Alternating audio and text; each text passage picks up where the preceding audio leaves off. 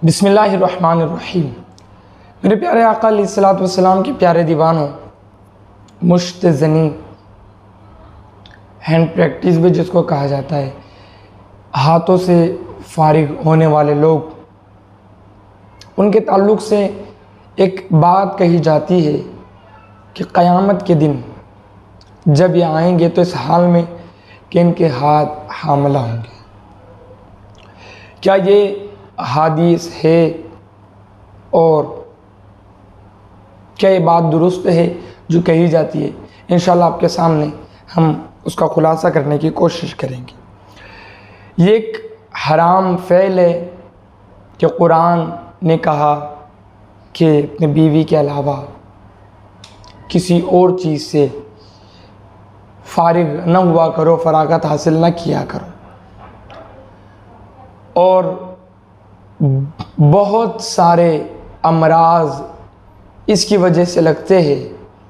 बीमारी का गढ़ भी अगर इसको कहा जाए तो ये बात गलत ना होगी। तो ये तो एक हराम फ़ेल है और इसकी सज़ा ज़रूर बिल ज़रूर मिलेगी। दुनिया में इसकी सज़ा ये है कि अगर कोई बंदा बहुत ज़्यादा मुब्तला है इसमें तो वो शादी के लायक नहीं रहता और कमज़ोर हो जाता है, तरह तरह की बीमारियां उसको लग जाती है और आखिरत में फिर उसकी सज़ा भी है। लेकिन ये जो बात कही जाती है कि उनके हाथ हामला होंगे, इसमें कितनी सच्चाई है? तो ये अहादीस जो है ये है, लेकिन ये ज़ईफ़ है। लेकिन अगर आप देखें तो एक जगह आका अलैहिस्सलाम ने यह भी इरशाद फरमाया कि मलून है वो लोग जो अपने हाथों से निकाह करते हैं। तो हाथों से निकाह करते का मतलब अगर आप आगे जाएंगे तो आपको पता चलेगा कि निकाह होता है, निकाह के बाद फिर वो जो मामलात होते हैं, तो उसी तरीके के मामलात की निशानदेही आका अलैहिस्सलाम यहाँ कर रहे हैं।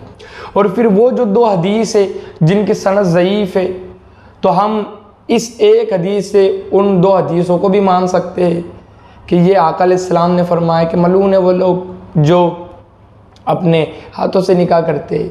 फिर वो हदीसें जो है कि मैदान महशर में वो इस हाल में होंगे कि उनके हाथ हामला होंगे। तो ये एक हदीस और वो दो हदीस, इन तीन हदीस को मिलाकर हम ये मान सकते हैं कि आका अलैहिस्सलाम ने फरमाया कि मुश्तज़नी करने वालों के हाथ क़यामत के दिन हामला होंगे, वो इस हाल में आएंगे और फिर वो शर्मिंदगी उनको होंगी जब लोग उनको देख रहे होंगे कि देखो ये कैसा अमल करते थे दुनिया में।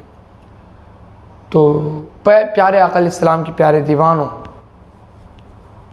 ऐसे लोग जो हैंड प्रैक्टिस मुश्तज़नी में मुब्तला है, वो मैदान महशर में जब आएंगे तो उनके हाथ हामला होंगे। हमको ये बात पता चलती है, तो इसलिए इस मकरूह और हराम फ़ेल से अपने आप को बचाए रखें।